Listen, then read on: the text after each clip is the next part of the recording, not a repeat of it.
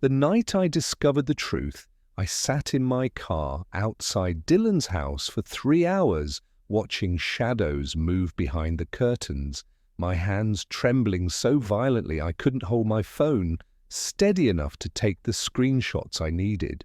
The rain hammered against the windshield like accusations, and somewhere in the back of my mind, a voice kept whispering that if I drove away right then, I could still pretend I didn't know.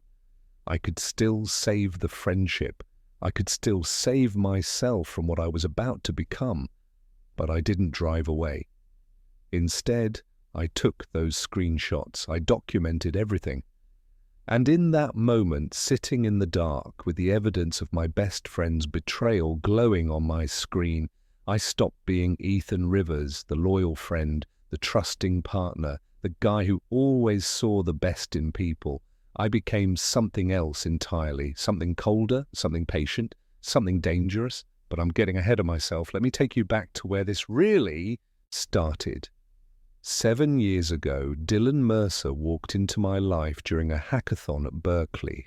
I was a junior, he was a senior, and we were both running on our third consecutive night without sleep, fueled by energy drinks and the kind of manic optimism that only 20-somethings with code editors and world-changing ideas can sustain.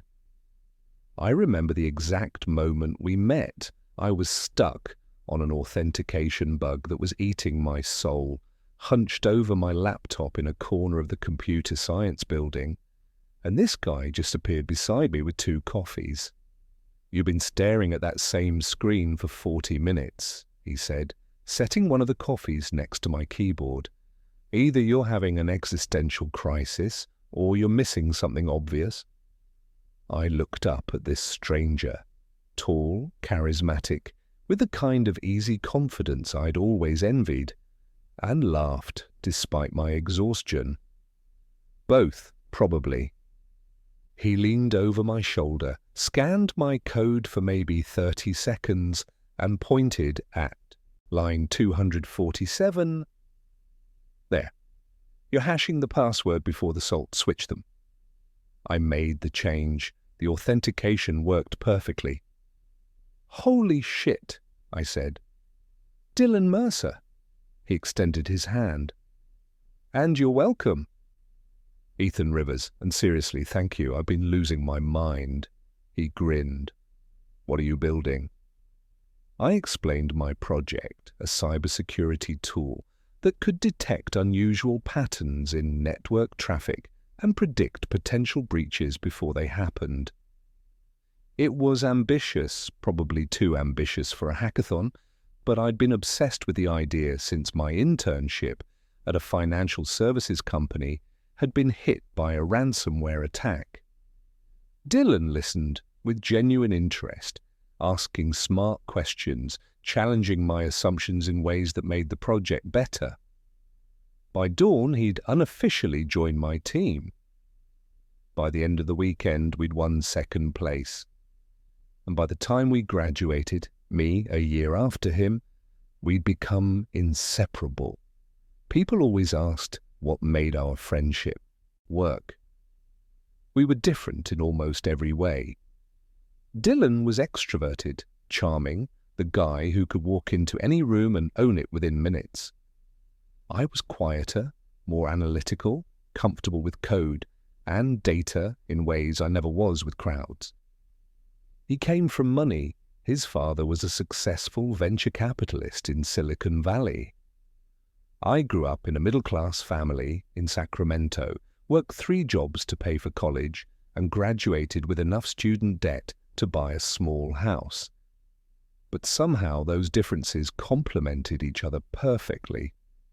Dylan pushed me out of my comfort zone, dragged me to networking events and conferences where I made connections that changed my career.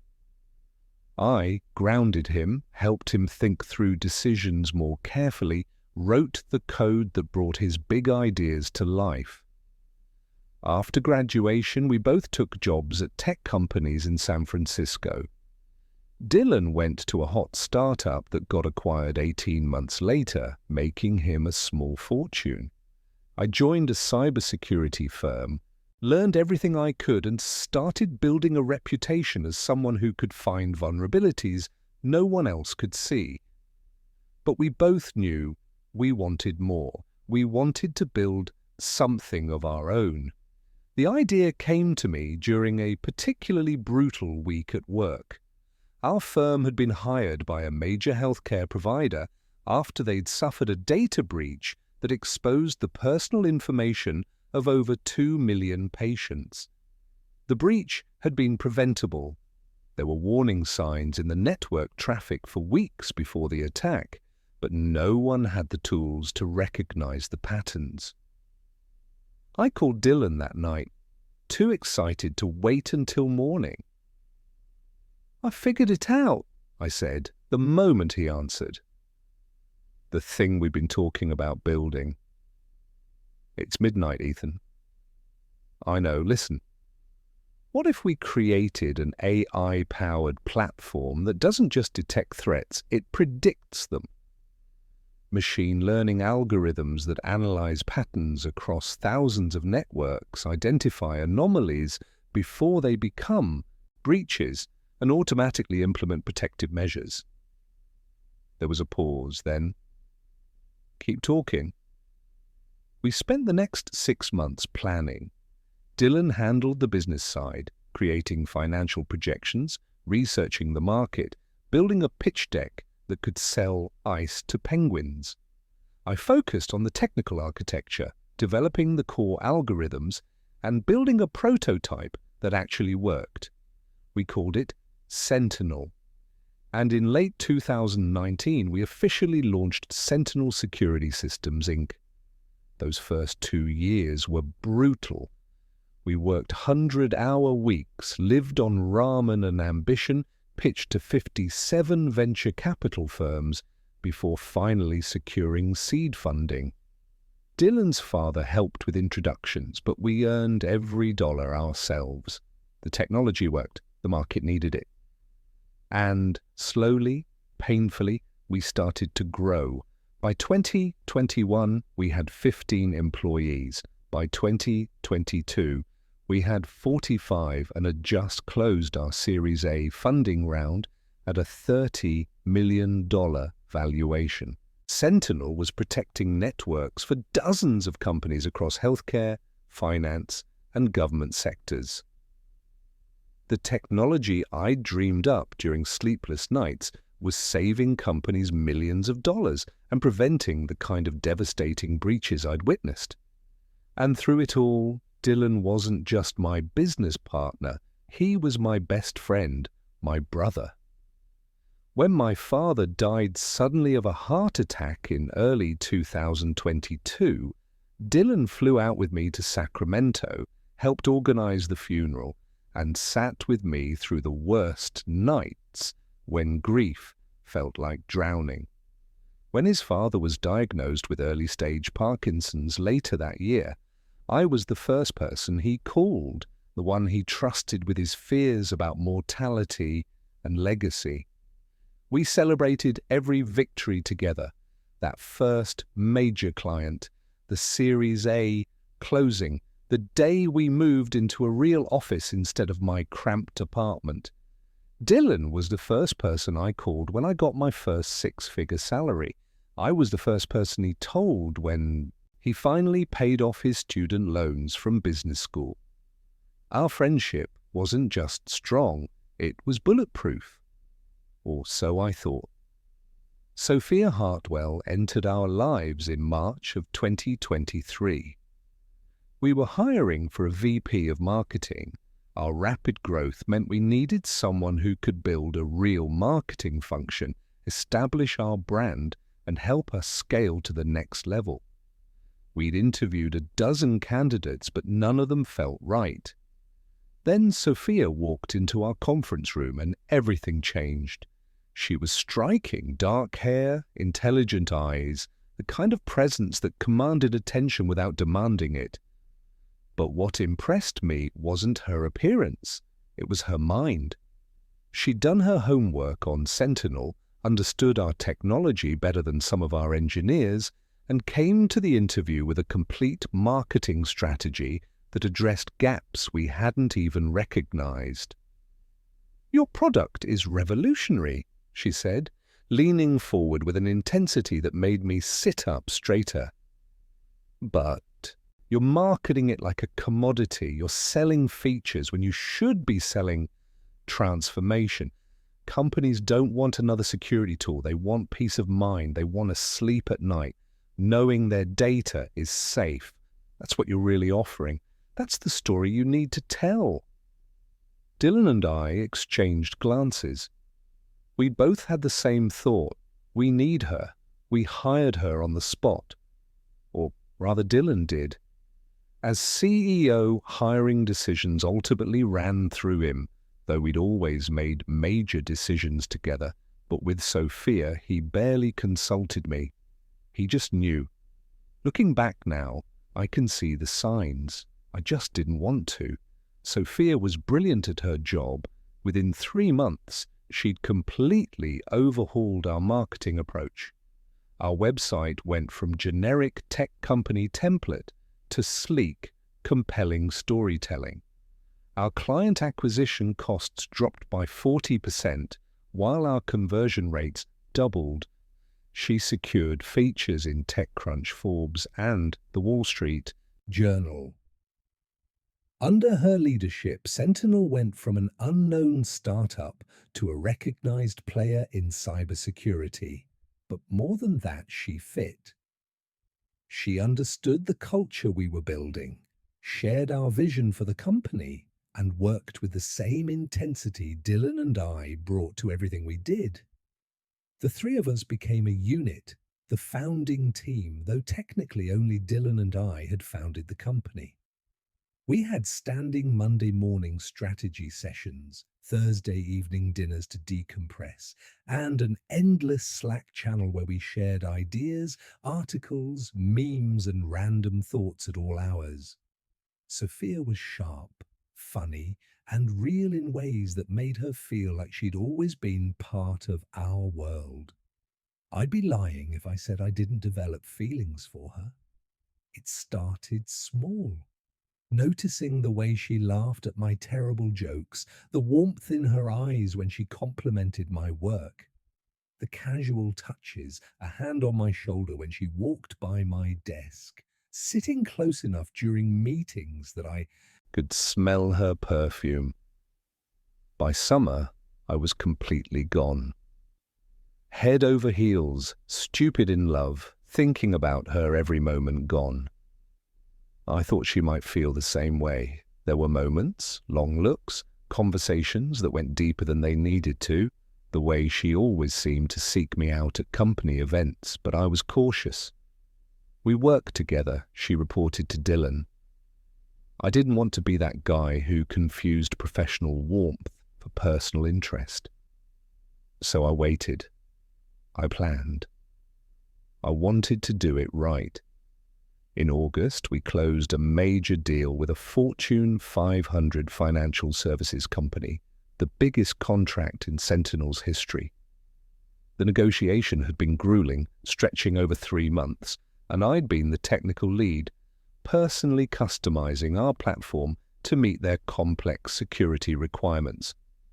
When they finally signed, it felt like validation of everything we'd built. Dylan organized a celebration at his place. Nothing huge, just the core team, maybe 15 people total. Sophia was there, radiant in a blue dress that made my heart stupid, and I decided that night would be the night. I'd ask her to dinner, a real dinner, just the two of us, where my intentions would be clear. The party was perfect. Good food, better wine, and the kind of easy conversation that happens when people genuinely like each other. As the night wore on and people started leaving, I found myself on Dylan's back deck with Sophia, looking out at the San Francisco skyline. "Beautiful night," she said softly. "Yeah," I replied, though I was looking at her, not the view. She turned to me, and something in her expression made my pulse race. "Ethan, I... There you are. Dylan's voice cut through the moment as he stepped onto the deck, slightly drunk and grinning widely. I've been looking everywhere for you too. Come on, one more toast before everyone leaves. The moment evaporated. Sophia smiled, touched my arm briefly and followed Dylan inside. I stood there for a moment longer, telling myself there'd be another opportunity. Better timing. Soon. I had no idea how right and how wrong I was. September was chaotic. We were preparing for our Series B funding round, which meant endless meetings with investors, financial projections, and strategic planning sessions. Dylan and I were working closer than ever, sometimes 18-hour days side by side, building the pitch that would take Sentinel to the next level. The target was ambitious, a $60 million raise at a $150 million valuation. If we pulled it off, we'd have the resources to expand nationally, maybe even internationally. It was everything we'd worked towards since that hackathon at Berkeley. Sophia was integral to the effort. She crafted the narrative, designed the pitch deck, and helped us practice until we could present in our sleep. The three of us became even more inseparable, grabbing late dinners, working weekends, pushing each other toward a shared goal. One Friday night, in late September, we were in the office after everyone else had gone home. Dylan had ordered pizza, and we were sprawled around the conference room table, laptops open, still refining the financial projections. I think we're ready, Dylan said, leaning back in his chair. The pitch is solid, the numbers work. We've got strong interest from 3 firms already. I feel good about this. Don't jinx it, Sophia said, but she was smiling. Ethan? Dylan looked at me. You've been quiet. What are you thinking? I was thinking about 1,000 things, about how far we'd come, about the risks we'd taken, about the friendship that had made all of this possible, about Sophia and the conversation we still hadn't had. I'm thinking, I said slowly, that we built something real, something that matters, and no matter what happens with the funding, I'm proud of what we've created together. Dylan raised his beer. To us, and to whatever comes next. We clinked bottles, and in that moment, I felt invincible. I had my best friend, a company I believed in, and a woman I was falling for. The future was bright and full of possibility. I didn't know I was living in the last moments of my old life. The life where I still trusted people, where I still believed loyalty meant something. Everything changed the following week. The first crack appeared on a Tuesday. I was in the office early, 5:47 a.m. according to my laptop, working on a security patch for one of our enterprise clients. The office was empty, silent, except for the hum of servers and the click of my keyboard. Around 6:30, I heard the elevator ding. Footsteps in the hallway. I assumed it was one of our engineers. A few of them kept my schedule, arriving before dawn to code in peace. Then I heard laughter. 2 voices, low and intimate. Dylan and Sophia emerged from the elevator together, both in the same clothes they'd worn the day before. Their hair was mussed. They were standing close, very close. And there was something about their body language that made my stomach drop. They didn't see me at first. I was in my office with the lights off, visible only if you were looking. They walked past, toward the kitchen, still talking in those low voices. I sat frozen, my mind racing through explanations. Maybe they'd gone to a late investor meeting together. Maybe they'd been working late and crashed at the office. Maybe I was reading into something innocent. But the way Dylan's hand rested on the small of Sophia's back as they walked, The way she leaned into him, the laugh that was too comfortable, too knowing. I forced myself to stand, to walk to the kitchen, like this was normal, like my world wasn't tilting. "Morning," I said, probably too loudly. They both jumped. Guilt flashed across Sophia's face before she smiled. "Ethan, I didn't know anyone else was here." "Early start," I said, keeping my voice neutral. "You two are in early too." "Late investor dinner ran long," Dylan said smoothly. Too smoothly. We ended up at Sophia's place, crashed there and came straight in. Figured we'd get a jump on the day. It was a reasonable explanation. It should have satisfied me, but something in his delivery felt rehearsed, prepared. "Which investors?" I asked. The briefest pause. Redpoint, Kleiner Perkins, the usual suspects. "I didn't know we had meetings scheduled with them last night." "Last minute," Sophia interjected. "They reached out yesterday afternoon, wanted to grab dinner while one of their partners was in town. We tried calling you, but you were in that client meeting." I checked my phone. No missed calls, no texts. "Must have been in a dead zone," Dylan said, reading my expression. "We left you a Slack message." I opened Slack on my phone. There was indeed a message, sent at 6:23 p.m, "Meeting with investors tonight. Last minute. Don't wait up, we'll brief you tomorrow." The timestamp was 7 hours ago.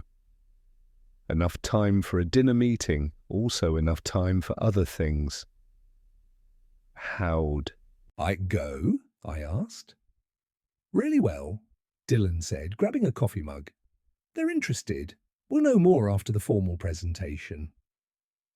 We stood there in the kitchen, the three of us, and the silence stretched just a little too long. Sophia was avoiding eye contact. Dylan was overcompensating with casual confidence. "Well," I finally said, "I should get back to the security patch. Client needs it by noon." "Want help?" Sophia offered. "I've got it. Thanks." I walked back to my office, closed the door, and sat at my desk, staring at my screen without seeing it. It could have been innocent, probably was innocent. Dylan and Sophia were both attractive, successful people. We all worked closely together. Of course there would be chemistry, of course they'd develop a friendship. That didn't mean anything was happening. But my gut said otherwise. And in my line of work, I'd learned to trust pattern recognition. To see the signs others missed, I started paying attention. Over the next 2 weeks, I noticed things I'd been too busy or too trusting to see before. The way Dylan and Sophia's eyes would meet across conference room tables, holding just a moment too long. The inside jokes I wasn't part of. The times I'd walk into a room and conversation would shift, just slightly, like I'd interrupted something private. Sophia started staying late at the office more often. So did Dylan, but never when I was there. It was like they had a radar for my schedule. There were more last-minute investor meetings that I wasn't included in, more early morning arrivals together, more times when I'd text Dylan a question and get a response an hour later, even though I could see he was active on Slack. I told myself I was being paranoid. Jealous, maybe, because I had feelings for Sophia, and watching her grow closer to Dylan stung in ways I didn't want to examine. But then came the Friday that changed everything. We had a major strategy session scheduled for 2 p.m, Dylan, Sophia, and me, planning our approach for the Series B roadshow that would start the following month. It was the kind of meeting we'd all had on our calendars for weeks. At 1:45, I headed to the conference room. Empty. I set up my laptop, pulled up my notes, and waited. 2 came and went, No Dylan, no Sophia. I texted Dylan, conference room. Where are you? No response. I texted Sophia, meeting started. You on your way? Nothing. I walked through the office. Neither of them was at their desk. I checked the kitchen, the other conference rooms, even the bathrooms. Nothing. At 2:23, Dylan texted back. Something came up. Can we reschedule for Monday? I called him, straight to voicemail. I called Sophia, also voicemail. Something cold settled in my chest. This wasn't just weird, this was deliberate. They were together somewhere and they were avoiding me. I went back to my office and opened my laptop. As head of security, I had administrative access to all our systems. I'd never abused that access, never snooped, never crossed the line between professional necessity and personal invasion. Until that day, I pulled up the access logs for our building. Every employee's keycard was tracked when they entered, when they left, which doors they accessed. Dylan had left the building at 1:17 p.m., 17 minutes after Sophia. I checked their calendar. Both showed the 2 p.m. meeting blocked off. Nothing else. Then I did something I'm not proud of. I accessed our company's cell phone records.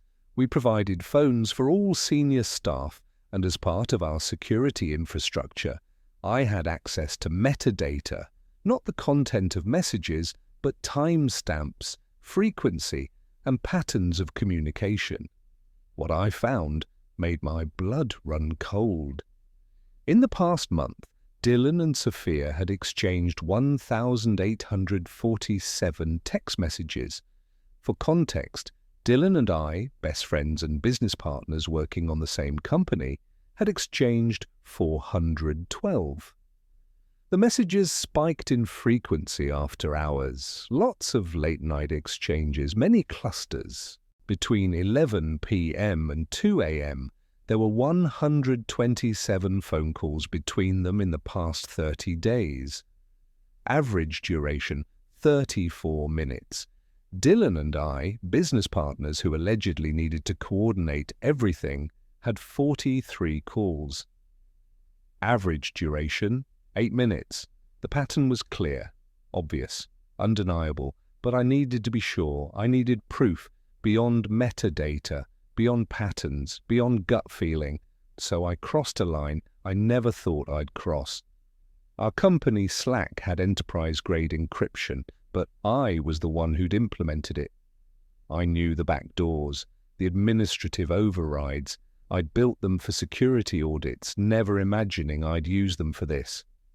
That Friday night, after everyone else had gone home, I sat in my dark office and decrypted Dylan's private messages. I started with his DMs to Sophia. The most recent conversation was from that afternoon. Dylan, 1:03 p.m. Can't do the meeting today. Need to see you. Sophia, 1:05 p.m. We have the strategy session at 2. Dylan, 1:06 p.m. I don't care. Meet me at my place. We need to talk about this. Sophia, 1:09 p.m. Talk about what? Dylan, 1:11 p.m. About us. About what happens after the funding round. About telling Ethan. Sophia, 1:14 p.m. We agreed to wait. Dylan, 1:15 p.m. I'm tired of waiting. I'm tired of hiding. Just come over, please. Sophia, 1:19 p.m. Fine, but we can't keep doing this. It's not fair to him. I stared at that last message until the words blurred. It's not fair to him. I scrolled up. Weeks of messages, months maybe. The tone was unmistakable. These weren't colleagues. They weren't friends. Dylan, August 3rd, 11:34 p.m. Can't stop thinking about tonight. You're incredible. Sophia, August 3rd, 11:41 p.m. We shouldn't have. We said we wouldn't. Dylan, August 3rd, 11:43 p.m. I know, but I'm not sorry, are you? Sophia, August 3rd, 11:47 p.m. No, God help me, no! My hands were shaking so badly I could barely scroll. August 3rd, the night of our celebration party. The night I'd been planning to ask Sophia to dinner. The night she'd almost said something to me on Dylan's deck. I kept scrolling, going back further, watching the relationship develop in reverse. Dylan, July 19th, 2:14 a.m. Are you awake? Sophia, July 19th, 2:16 a.m. Can't sleep. You, Dylan, July 19th, 2:17 a.m. Thinking about you. Sophia, July 19th, 2:21 a.m. Dylan, July 19th, 2:22 a.m. I know all the reasons this is a bad idea. I don't care. Sophia, July 19th, 2:28 a.m. What about Ethan? Dylan, July 19th, 2:30 a.m. What about him? Sophia, July 19th, 2:33 a.m. He's your best friend, and I think he might have feelings for me. Dylan, July 19th, 2:36 a.m. Ethan has feelings for everyone who's nice to him. It doesn't mean anything. Sophia, July 19th, 2:41 a.m. It means something to him. Dylan, July 19th, 2:43 a.m. Then we won't tell him. Not yet. Not until after the Series B. We can't risk complicating things right now. The company needs all three of us focused. Sophia, July 19th, 2:49 r.m. So what are you suggesting? Dylan, July 19th, 2:51 a.m. That we give this a chance, quietly, carefully, and when the timing's right, we'll figure out how to tell Ethan in a way that doesn't blow up the company. Sophia, July 19th, 2:58 a.m. This is a terrible idea. Dylan, July 19th, 3:02 a.m. Probably, but I've never wanted anything more. Sophia, July 19th, 3:09 a.m. Okay, but if this goes wrong, if it hurts him or the company, we stop. Agreed? Dylan, July 19th, 3:11 a.m. Agreed. I promise we'll protect Ethan. He's too important to both of us. I closed my laptop before I could read more. My office was spinning. My chest felt tight, like I couldn't get enough air. They knew I had feelings for Sophia, and they decided to hide their relationship from me anyway, not to protect me, to protect the company, to protect the funding round, to keep me useful and focused and ignorant while they built something behind my back. Dylan had promised to protect me. Then he'd taken the woman I loved and lied to me every single day since. I thought about all the times over the past months when Dylan had asked how I was doing, if I was dating anyone, if I'd thought about asking Sophia out. Those conversations took on a different meaning now. He'd been testing me, gauging how much I knew, how much of a threat I posed to their secret. And Sophia. Sweet, brilliant Sophia, who I'd built up in my mind as something special. She'd known every time she'd smiled at me, touched my arm, made me feel like maybe I had a chance. She'd known she was with Dylan. She'd chosen to let me hope anyway. I sat in that dark office for hours, reading and rereading those messages until I had them memorized, until every word was burned into my brain. At some point, fury replaced the shock, a cold, clarifying rage that sharpened everything into focus.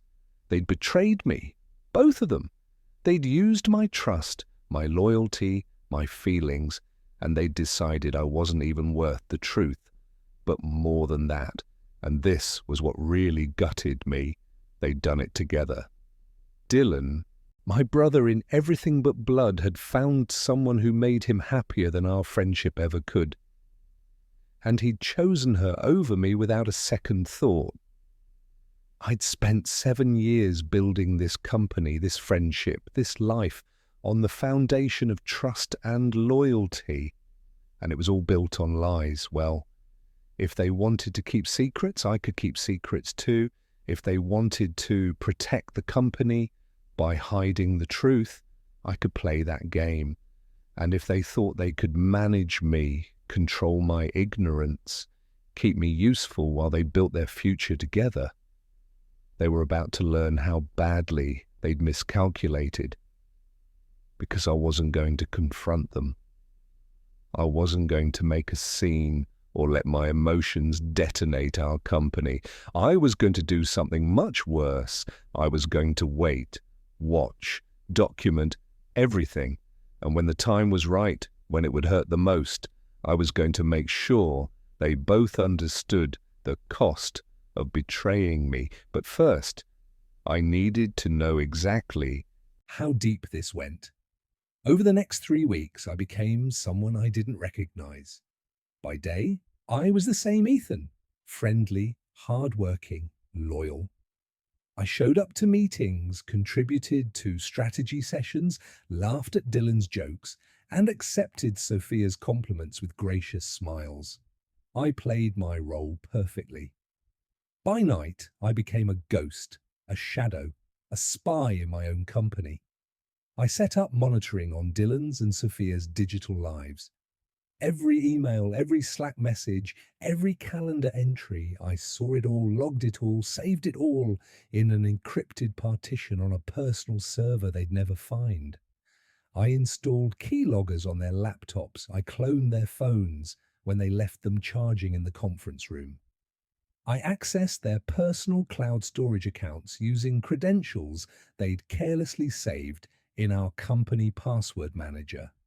In my entire career as a cybersecurity professional, I'd preached about digital privacy, about the sanctity of personal data, about the importance of consent and boundaries, and here I was, demolishing all of it, justifying every invasion with a simple logic. They'd betrayed me first.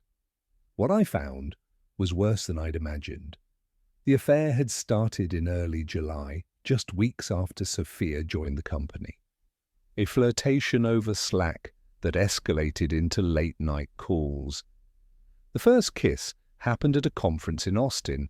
They'd both been there for a cybersecurity summit, and I'd stayed in San Francisco for client meetings. Dylan, July 8th, 11:52 p.m. That shouldn't have happened. Sophia, July 8th, 11:54 p.m. I know. Dylan, July 9th, 12:03 a.m. But I'm not sorry it did. Sophia, July 9th, 12:07 a.m. Neither am I, which is the problem. By August, they were sleeping together regularly. By September, they were in love. I watched their relationship develop in their private messages like watching a movie. I couldn't pause. But the messages about me, those were the ones that destroyed something fundamental in my chest. Sophia, September 14th. I feel terrible lying to Ethan. He's been nothing but kind to me. Dylan, September 14th. I know, but telling him now would be selfish. We'd be making ourselves feel better at the expense of the company. After the Series B closes, we'll figure it out. Sophia, September 14th. He's going to hate us. Dylan, September 14th. Maybe, but he'll understand eventually. Ethan's logical. He'll see we didn't do this to hurt him. Sophia, September 14th. Will he? Would you understand if someone you trusted did this to you? Dylan, September 14th. Honestly, I don't know, but I can't think about that right now. The roadshow starts in 3 weeks. We need Ethan focused and happy. We'll deal with the fallout after. They were planning my emotions like a project timeline, calculating the optimal moment to crush me based on company milestones. And Dylan, who I'd trusted with everything, had decided my friendship was worth less than his convenience. But what truly broke me was a conversation from late September. Dylan. September 28th, 1:43 a.m. I know this is complicated, but I've never been happier. Sophia, September 28th, 1:47 a.m. Me neither, which makes me feel even worse about Ethan. Dylan, September 28th, 1:52 a.m. Here's the thing though, I love Ethan, he's my best friend, but he's also safe, predictable. He's brilliant with code and security, but he doesn't take risks. He doesn't push boundaries.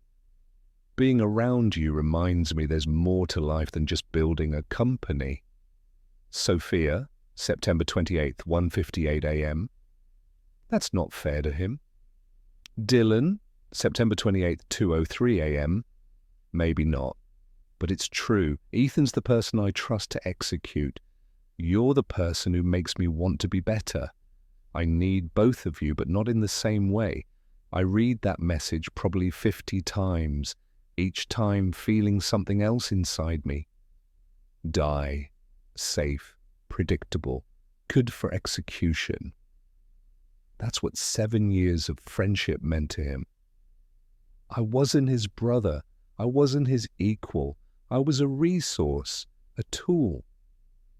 Someone useful to keep around as long as I served a purpose. And the worst part, he was right. I had been safe. Predictable, trusting to the point of stupidity, but I wasn't going to be that person anymore. The Series B Roadshow started in early October, 2 weeks of back-to-back meetings with investors in San Francisco, New York, and Boston. Dylan and I did most of the presenting, but Sophia came to every meeting, providing context about market positioning and growth strategy. We were pitching the future of cybersecurity. The journalists and investors who covered us called us the Dream Team. The technical genius, me, the business visionary, Dylan, and the marketing maven, Sophia. People wrote think pieces about our partnership, our friendship, our complementary skills. If they only knew. The presentations went well. We had strong interest from multiple firms, and by the end of the first week, we had verbal commitments for $40 million. We were close, so close to achieving everything we'd worked toward. And through it all, I smiled. I joked with Dylan about inside references from our Berkeley days. I thanked Sophia for her brilliant positioning. I played the role of the loyal friend and excited co-founder flawlessly. But every night, while they thought I was sleeping, I was gathering evidence, documenting everything, building a case I didn't know if I'd ever use but needed to have, just in case. On October 14th, we had a celebration dinner after closing commitments for the full $60 million. The deal would be finalized in 3 weeks after due diligence and legal paperwork, but we'd done it. We'd secured the future of Sentinel. Dylan ordered champagne at an expensive restaurant in Soma. "To the Dream Team," he said, raising his glass. "We did it, all three of us. This is just the beginning." Sophia smiled, her hand resting on the table, inches from Dylan's. They weren't being obvious, but I could see it now.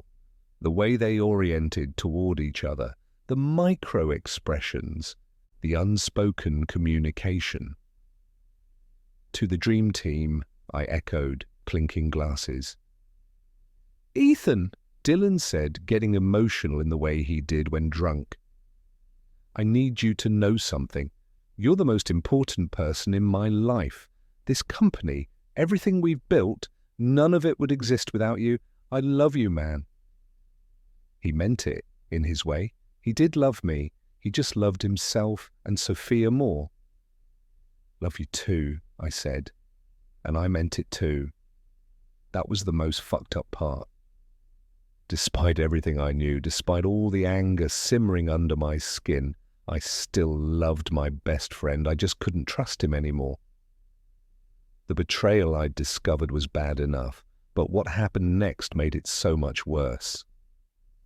On October 22nd, exactly 1 week before the Series B funding was set to close, I discovered something that changed the entire equation. I was reviewing our financial projections, standard due diligence prep, and noticed a discrepancy in our cap table.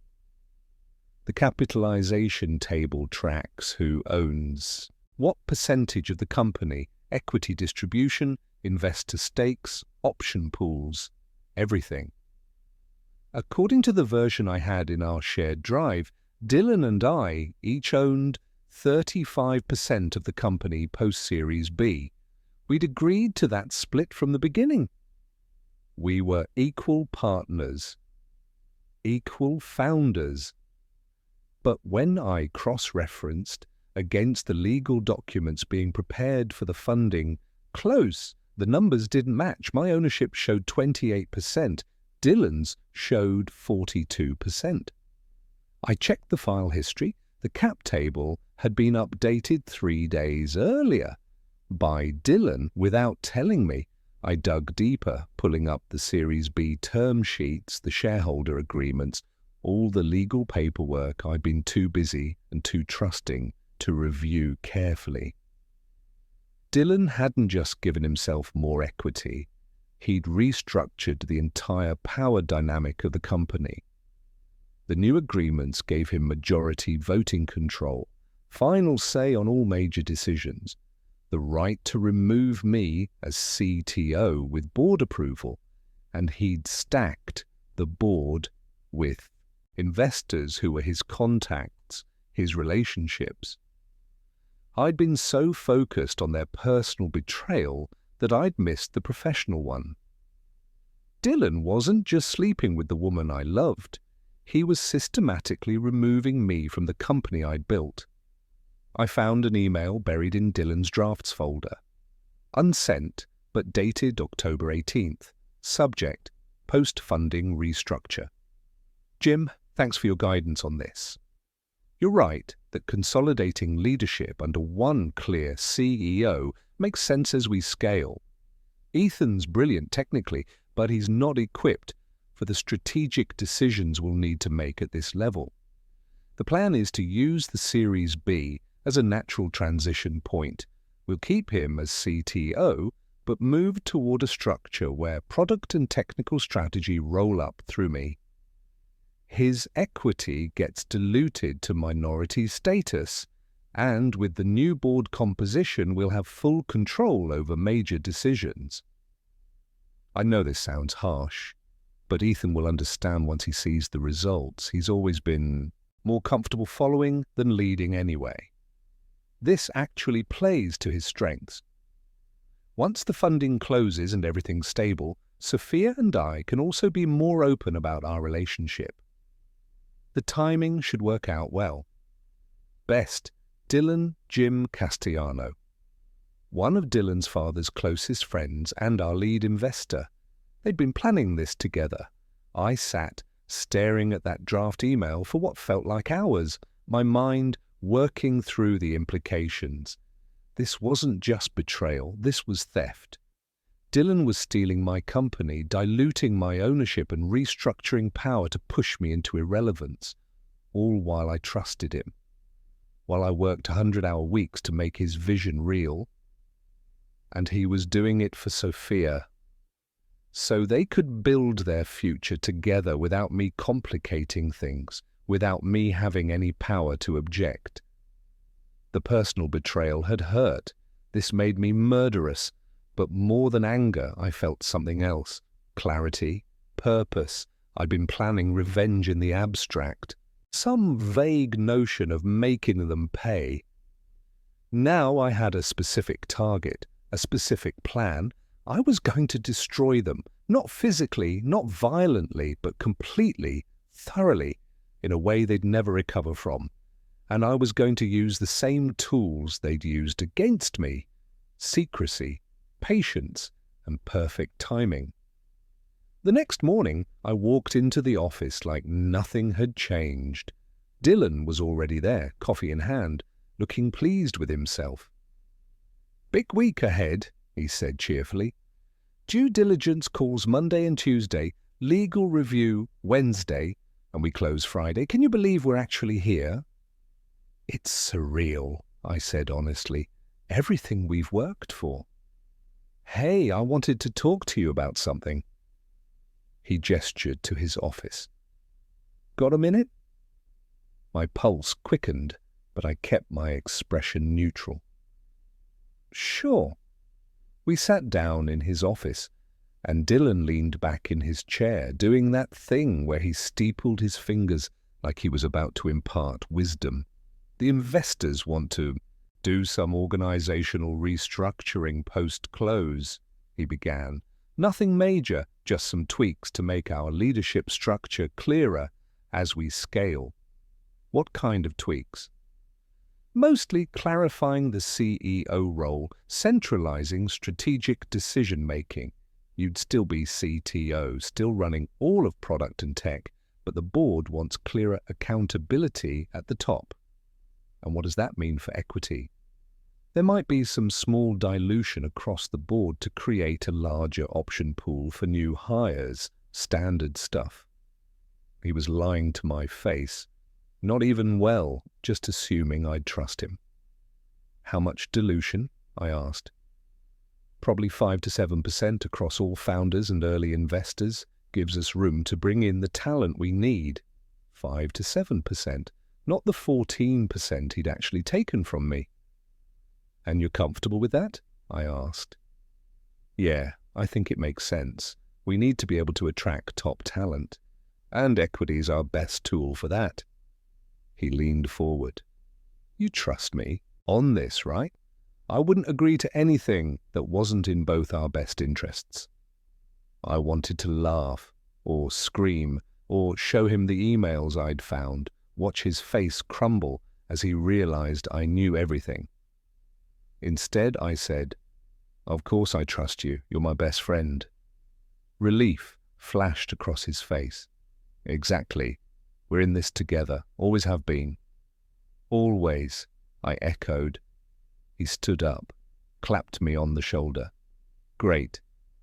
I'll have legal send over the revised documents this afternoon. Just standard review, nothing urgent." I nodded, left his office, and went straight to mine. I closed the door, opened my laptop, and started planning.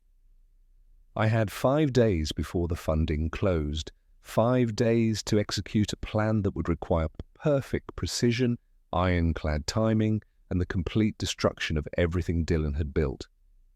Step 1. Secure my own position. I'd been so focused on building Sentinel that I'd never diversified my skills or built external relationships. Dylan had the network, the investor contacts, the board relationships. If I went to war with him using conventional weapons, I'd lose, so I needed unconventional weapons. I started by documenting every single line of code I'd written for Sentinel, every algorithm, every security protocol, every piece of technical infrastructure that made the company valuable. I compiled it into a comprehensive technical specification, complete with architecture diagrams and implementation notes. Then I contacted a patent attorney I'd met at a conference 2 years earlier, someone who had no connection to Dylan, our investors, or anyone in our circle. "I need to file provisional patent applications," I told him, "about 70 of them, and I need it done in the next 4 days. "That's ambitious. What's the rush?" "Let's call it insurance." I sent him the technical specifications. Together we worked around the clock to file provisional patents on every critical piece of technology that made Sentinel work. The AI algorithms, the threat detection models, the predictive frameworks, all of it filed under my name as the individual inventor. It cost me $30,000 I'd saved for a down payment on a house, worth every penny, because when the patents were filed, I'd legally owned the intellectual property that made Sentinel valuable. The company had licenses to use the technology, but I owned it. If Dylan wanted to push me out, he'd have to negotiate for rights to the core IP. Or he could try to challenge the patents, but that would take years, cost millions, and destroy the company's valuation in the process. Step 2. Build leverage with the investors. I couldn't go to Jim Castellano, he was Dylan's guy, part of the conspiracy. But there were two other lead investors in the Series B, Maria Reeves from Summit Ventures and David Park from Sequoia Capital. I'd met both during the roadshow. Maria in particular had been impressed with the technical presentation, had asked detailed questions about the architecture that showed she actually understood what we'd built. I scheduled a call with Maria under the guise of answering some technical due diligence questions. Actually, I said, halfway through the call, I wanted to discuss something that's been concerning me about the post-funding structure. I'm listening. The equity restructuring and new voting agreements, have you reviewed them carefully? A pause. I've seen the terms. Standard CEO consolidation as companies scale. Why? Because I wasn't consulted about them, and the changes give Dylan majority control and dilute my ownership from 35% to 28% without my agreement. Silence on the line, then. Are you saying you didn't approve these changes? I'm saying I only discovered them 3 days ago, and when I asked Dylan about it, he lied to me about the extent of the dilution. Ethan, if what you're saying is true, this is a serious problem. The term sheet assumes all founders are aligned. I'm not trying to torpedo the deal, I said quickly. I want Sentinel to succeed, but I need the equity split to reflect our original agreement, and I need appropriate board representation. What are you proposing? I want the cap table restored to the 35-35 split Dylan and I agreed to originally, and I want at least one board seat designated for the CTO position, not at the CEO's discretion. That's reasonable. Let me talk to David and our legal team. Can you send me documentation of the original equity agreement? I sent her everything. The original operating agreement, the email chains where Dylan and I had discussed equal partnership, the version history showing Dylan had unilaterally changed the cap table.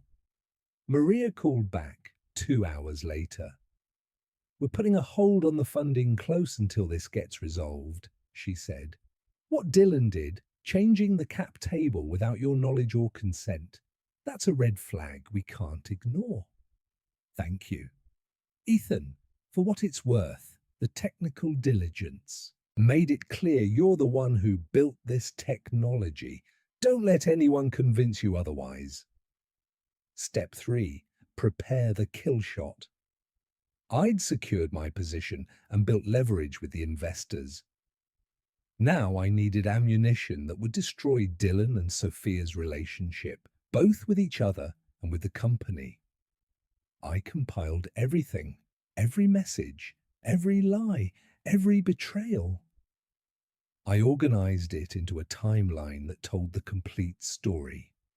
The affair that started weeks after Sophia joined, the deliberate deception, the conversations about hiding it from me, the equity manipulation, the plan to restructure the company for their benefit.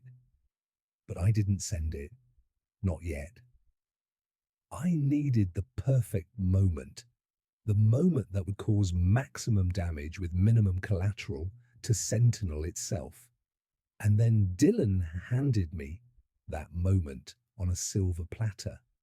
On October 26th, 3 days before the original funding close date, Dylan called an emergency all-hands meeting. The team gathered in our main conference room confused and worried.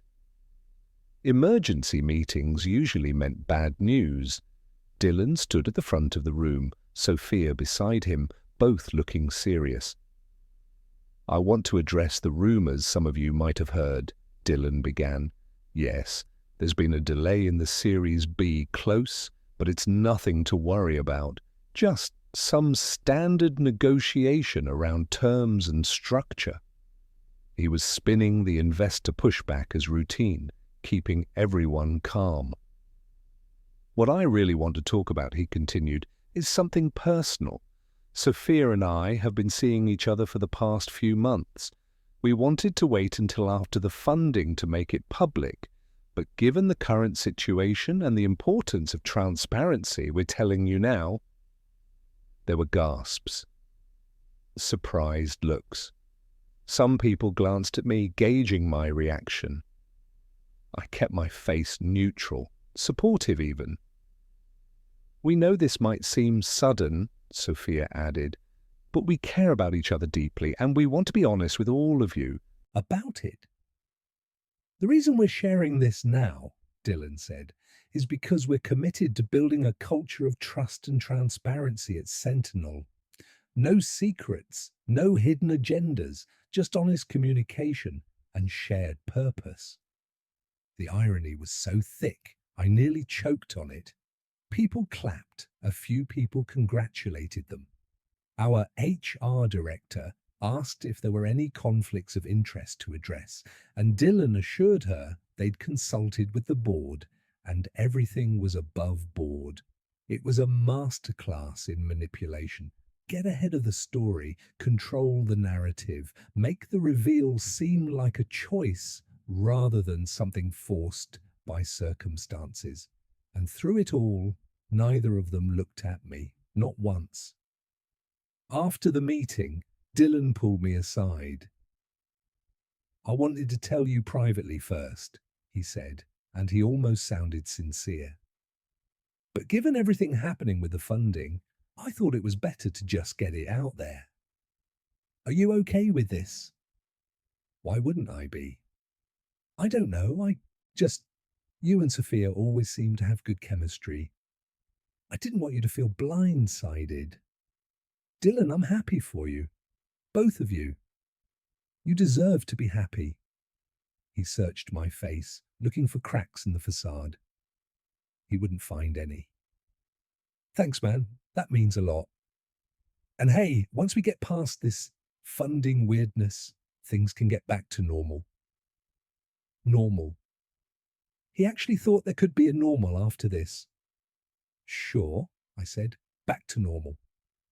He left, and I went to the bathroom, locked myself in a stall, and finally let myself feel it.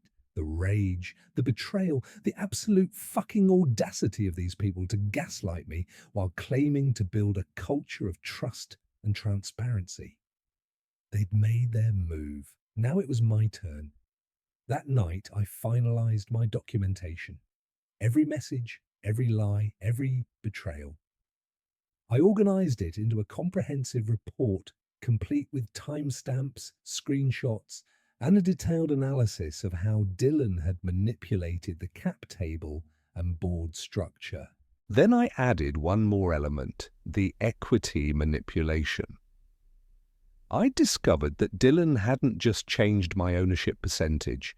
He'd also moved shares to Sophia, granted her options that would vest her 3% of the company over 4 years, making her the 4th largest shareholder after Dylan, me, and the investor pool. He'd literally given shares of my company to his girlfriend, shares that came partially from diluting my ownership. I wrote a cover letter explaining everything in clinical, professional detail.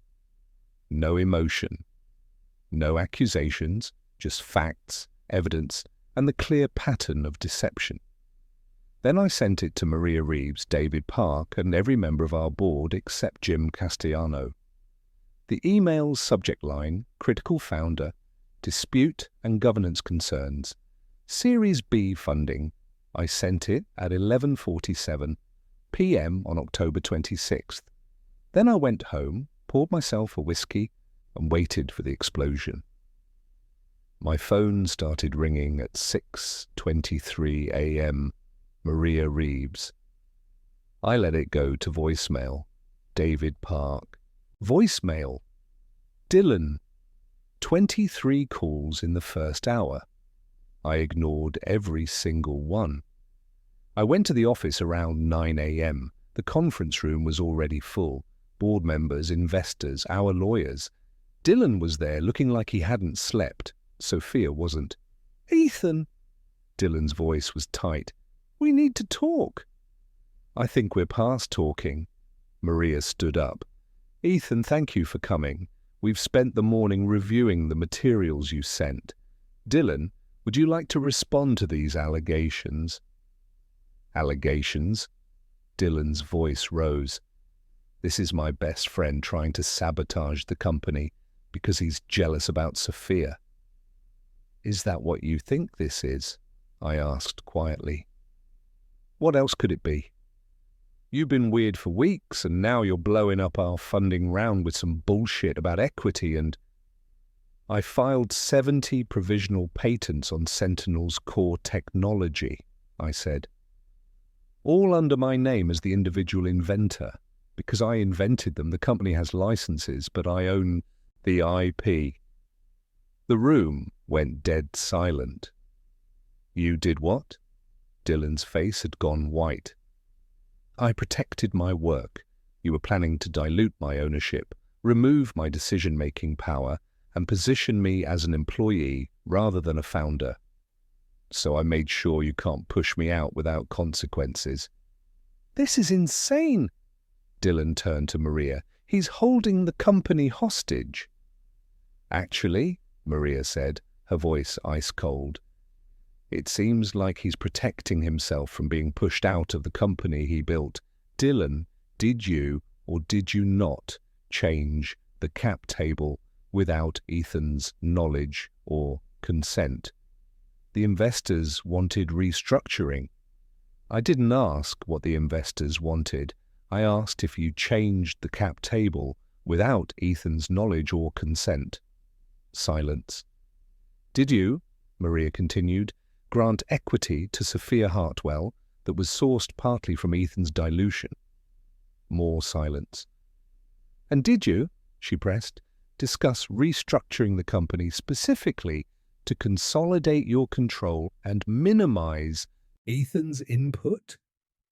"I was trying to build a functional leadership structure," Dylan said, but his voice had lost its conviction. David Park spoke up for the first time. "Dylan, we invested in Sentinel because of the technical innovation.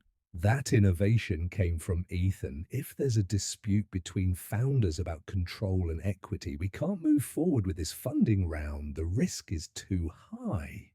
"So what are you saying?" Dylan asked. "I'm saying the Series B is dead until you two resolve this. And honestly, looking at these messages, at the pattern of deception, I'm not sure I want to invest in a company where the CEO has shown this kind of judgment." Dylan's world was crumbling in real time. I could see it in his eyes, the realization that he'd outmaneuvered himself, that his manipulations had destroyed the very thing he'd been trying to build. "Ethan," he said, and his voice was broken now, "please, don't do this.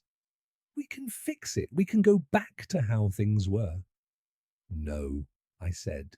"We can't, because you broke something that can't be fixed. I'm sorry. I'm so fucking sorry. I never meant—" "You never meant for me to find out. That's different from never meaning to do it." The meeting dissolved into legal discussions about options and paths forward. But I barely listened. I'd already won. The Series B was dead. Dylan's reputation with investors was destroyed, and Sentinel's future was now entirely dependent on my cooperation. I had all the leverage, all the power, and Dylan knew it. Over the next week, lawyers negotiated while the company hung in suspended animation. The staff knew something was wrong, but not what. Sophia stopped coming to the office. Dylan looked haunted, barely sleeping, surviving on coffee and desperation. The final agreement came together on November 3rd. The cap table would be reset to the original 35-35 split between Dylan and me. All shares granted to Sophia would be immediately revoked. Dylan would remain CEO, but major decisions would require my approval as CTO and co-founder. The board would be restructured to include equal representation for both founders. My provisional patents would be assigned to the company in exchange for guaranteed ownership protections and a binding agreement that I couldn't be removed as CTO without my consent. Sophia Hartwell would resign from the company, effective immediately, with a standard severance package.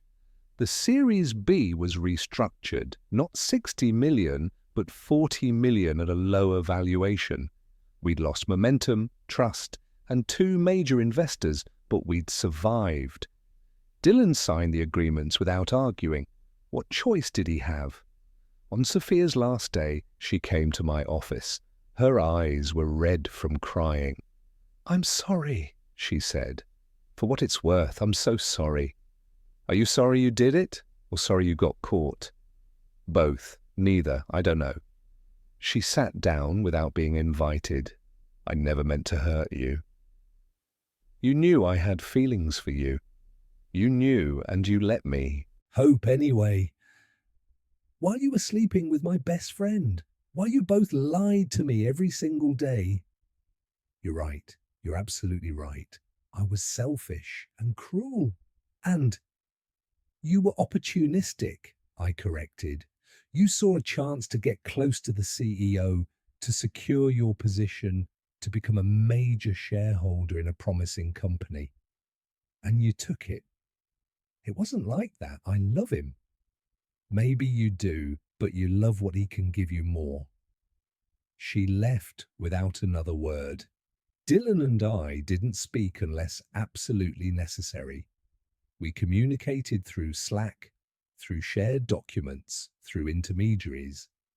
The friendship was dead. The partnership was a cold, legal arrangement. And every day in the office was a reminder of what had been destroyed. But here's the thing. I'd won. I'd protected myself, secured my position, and ensured I couldn't be pushed out of the company I'd built. So why did victory feel so hollow? For 3 months, I told myself I was satisfied. I'd gotten revenge. I'd Made them pay. Dylan and Sophia's relationship survived, but barely. The stress of the funding collapse, Sophia's forced resignation, and the destroyed friendship put cracks in their foundation. I watched from a distance as they tried to rebuild, first together, then separately.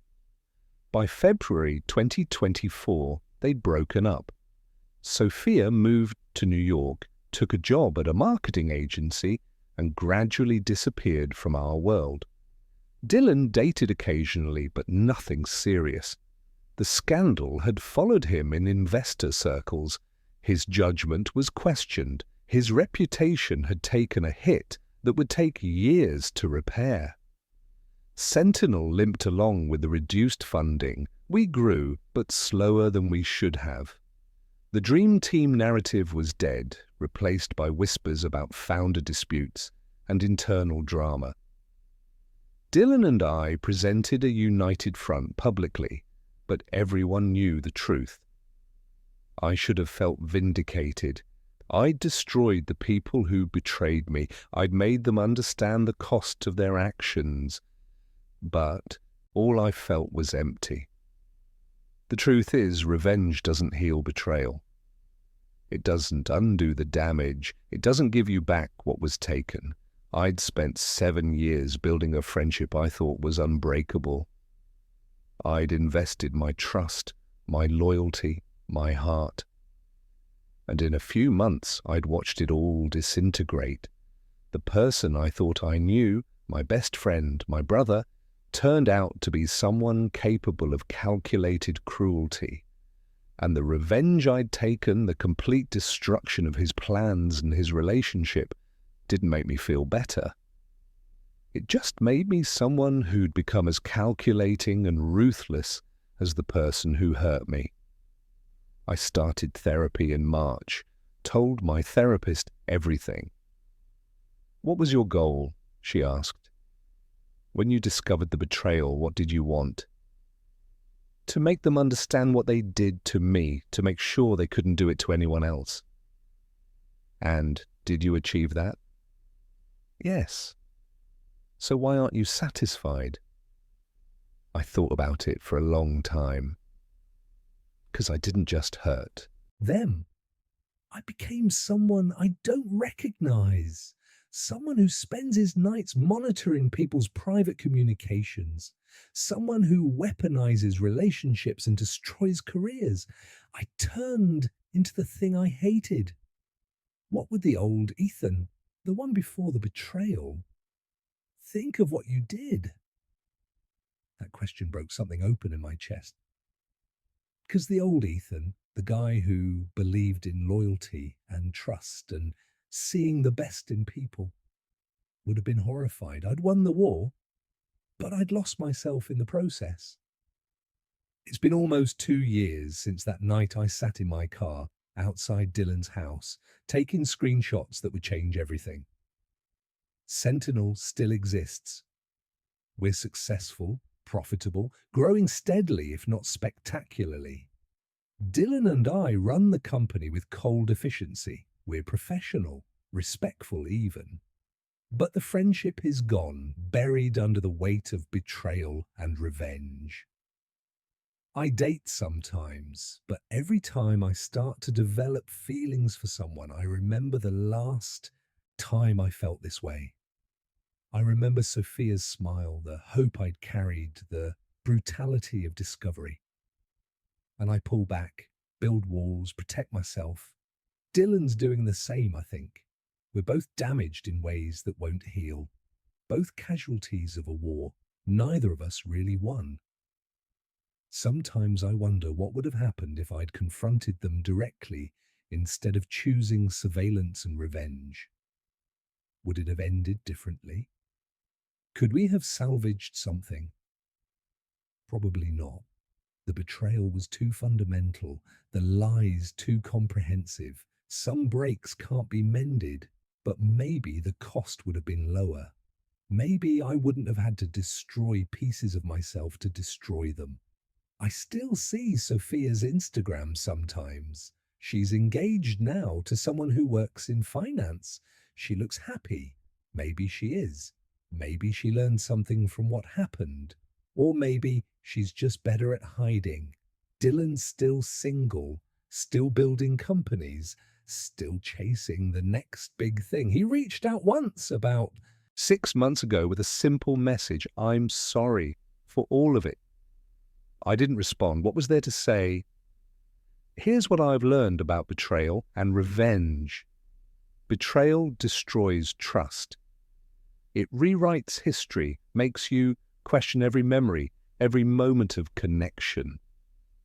It turns love into evidence of your own stupidity. But revenge doesn't rebuild what was lost. It just gives you something to do with the pain, a project, a purpose. It feels like justice, but it's really just another form of damage. The real tragedy isn't that Dylan and Sophia betrayed me, it's that their betrayal turned me into someone capable of the calculated, patient destruction I inflicted. They took my trust. I gave them my humanity in return. Was it worth it? I secured my company, I protected my ownership, I made sure they understood consequences, but I also lost my best friend, lost my ability to trust, lost the version of myself who believed people were fundamentally good. So no, it wasn't worth it. If I could go back, if I could sit in that car outside Dylan's house again, evidence glowing on my phone, I'd like to think I'd make a different choice. Confront them directly. Walk away cleanly. Let them have each other, and the company and all of it. I'd like to think I'd choose to keep my humanity instead of trading it for revenge. But I know myself better now. I know what pain and betrayal can do. I know how rage feels like righteousness, how revenge feels like justice. And I know I'd probably do it all over again, because in that moment, when you discover the people you trusted most have been lying to you, when you realize you've been a fool, when you feel the foundations of your life crumbling, reason doesn't matter, mercy doesn't matter. All that matters is making them hurt the way they hurt you. That's the real poison of betrayal. It doesn't just destroy relationships, it destroys the part of you that believes relationships are worth the risk. Last month, Dylan and I had to present together at a cybersecurity conference, our first joint public appearance in over a year. We gave our presentation, smooth, professional, practiced, answered questions, smiled for photos. Backstage afterward, alone for the first time in months, he turned to me. "Do you think we'll ever get past this?" he asked. I looked at him, really looked at him, and saw what I'd become reflected in his eyes. Two people who'd destroyed each other trying to protect themselves. "I don't know," I said honestly. "I don't know if we're supposed to." He nodded. We went our separate ways. I think about that conversation a lot, about the question neither of us asked. Was any of it real? The friendship, the brotherhood, the 7 years of trust and loyalty and shared dreams. Were they real, or were they just the scaffolding around his ambition and my naivety? I want to believe they were real, that somewhere in the wreckage of betrayal and revenge there was something genuine, something worth grieving, but I'll never know for sure. That's what betrayal takes from you. Not just the relationship, but the certainty that it ever meant what you thought it did. So I keep moving forward, building companies, writing code, protecting networks from threats. And late at night, when I can't sleep, I sometimes think about that algorithm I wrote years ago, the one that predicts breaches before they happen by recognizing patterns others miss. I should have run it on my own life. Should have seen the patterns in Dylan's behavior, in Sophia's careful distance, in all the small warning signs I ignored because I wanted to believe in loyalty. But that's the thing about human relationships. They're not code. They're not systems you can debug. They're messy and complicated, and sometimes people you love will hurt you in ways you never imagined possible. And when they do, you have a choice. Let it destroy you or let it transform you. I chose transformation, but I'm not sure I chose wisely, because the person I've become, harder, colder, more strategic, might be better at protecting himself. But he's worse at everything else that makes life worth living.